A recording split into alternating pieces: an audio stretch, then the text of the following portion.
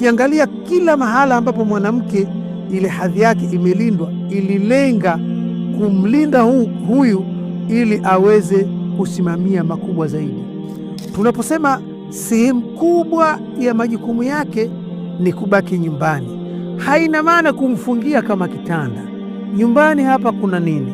Nyumbani kuna watoto wanaohitaji malezi kamili, malezi ambayo au usimamizi ambao anasimamia viumbe hawa ambao baadaye ndio marais, baadaye ndio mawaziri, baadaye yani ni watu watakuwa katika kada mbalimbali katika jamii.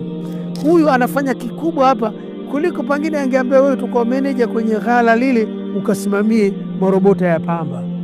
Hapa unasimamia watu wanaotengenezwa vizuri ili tupate bidhaa iliyokuwa sahihi katika mujtamaa. Leo tunagundua madhara ya kuwa hawa kina mama tunawakosa katika nafasi zao halisi za kuwasimamia vijana. Vijana wanakuwa wana majina watoto wa mtaani.